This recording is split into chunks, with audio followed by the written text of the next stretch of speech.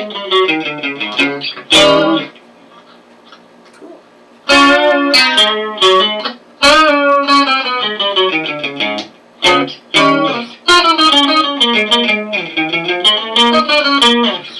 think we're good. I think we're good on that. Yeah.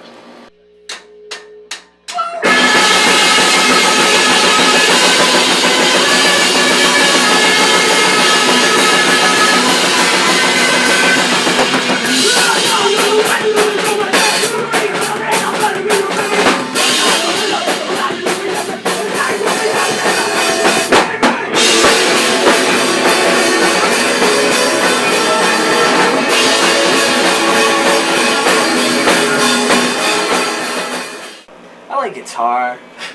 Sometimes I play guitar. I like Guitar Cat. What do you think about guitar?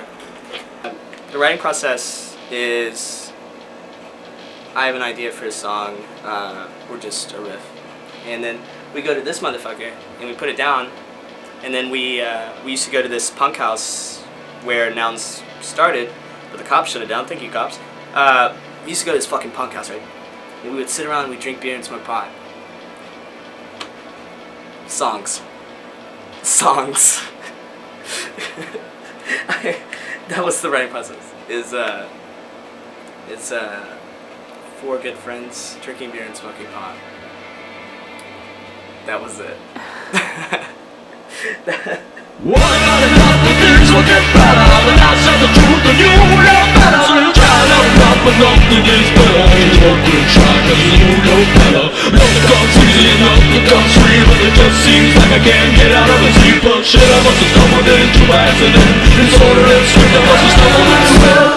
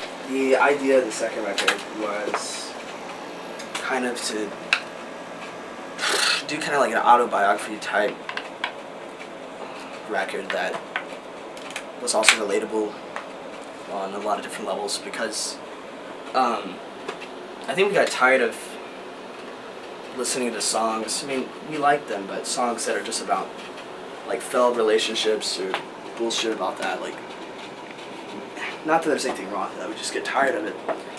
The record was conceived to be a record solely about mental illness, mostly because of the different members in Nouns all dealing with a lot of bullshit. It's just a good way to get that shit out, I don't know. And the consequences kill me! Got to live with a family! The pressure was too much! The pressure! The pressure!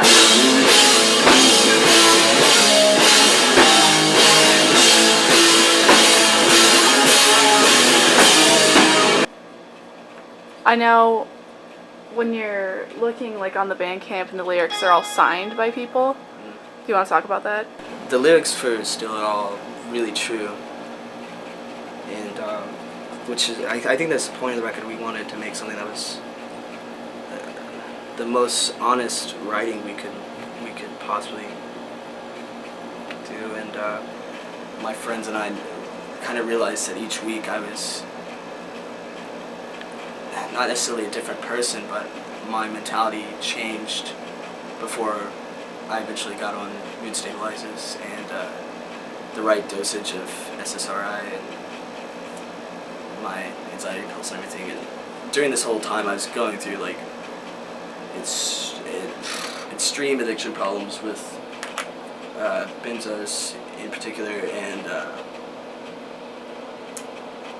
part of the lyrics are pretty much my immature and angry and cynical side, and there's kind of the grown-up version of the cynical side, which the immature side is very suicidal. That part was me in the last 2 suicide attempts in the last year, which I talk about a lot in the record, and that's Jackson. My mother wanted to name me Jackson initially, and call me JD for some reason, like Jackson David. So JD is the grown-up version of Jackson. He's less cynical. He's more. He understands that the world's not a shitty place. He's simply just. He doesn't want to be alive anymore. And then there's Olivia, which is. I would go through these phases where I was obsessed with self-help books and obsessed with just totally devoted to this positive lifestyle, and it would never last. And I considered Olivia to be the golden goddess inside of me that was positivity, and I tried my best to be her, and I would write these. I would write these fucking things that were just fucking like something you would give at a seminar for troubled youth, and I would never show anybody. And then the next week I'd read it and I'd be like, this is bullshit. This is fucking, I'd be hateful, I'd be cynical again, and I don't know which one was me, is Jackson or JD or Olivia. And then there was Oliver, and Oliver pretty much senior year of high school, I had a lot of thoughts and I had a lot of obsessions.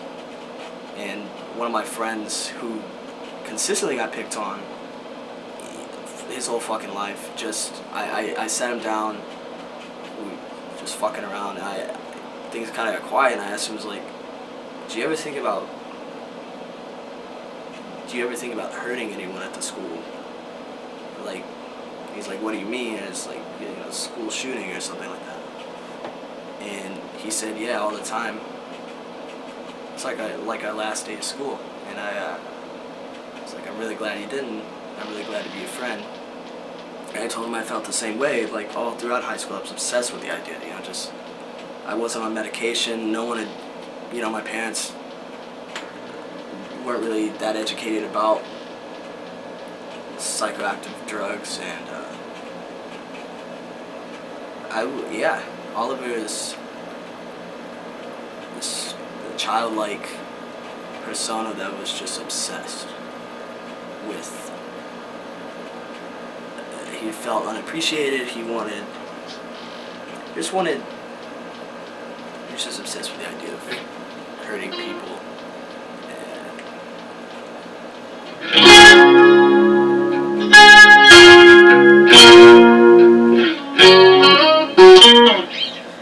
Why did you put the tracks in the order that you did? Was it a story, or is it just? It's random ordering. Like fragments. Yeah, it's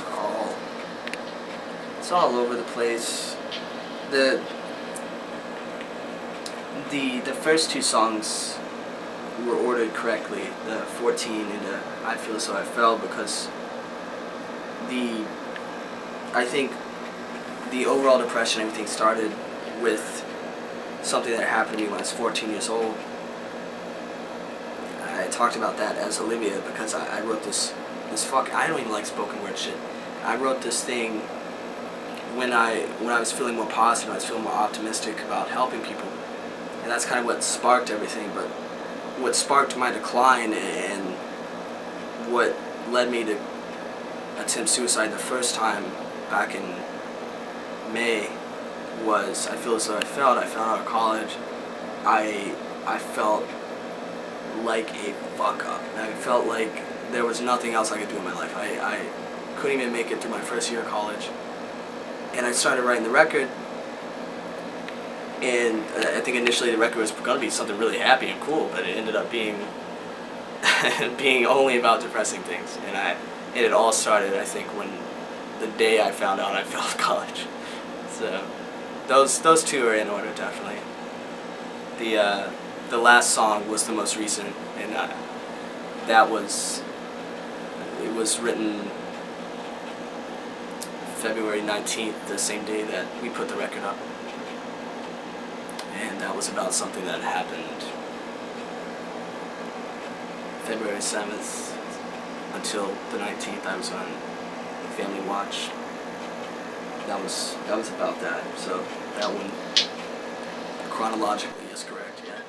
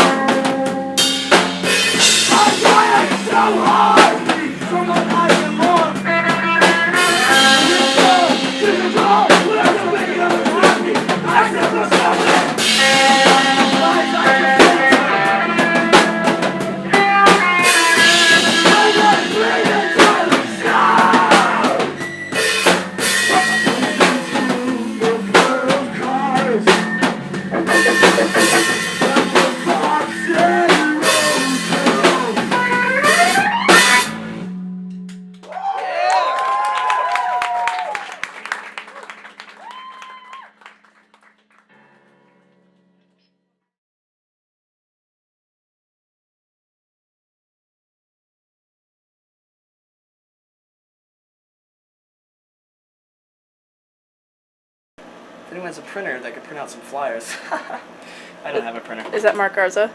No. Asking for One a of the printer.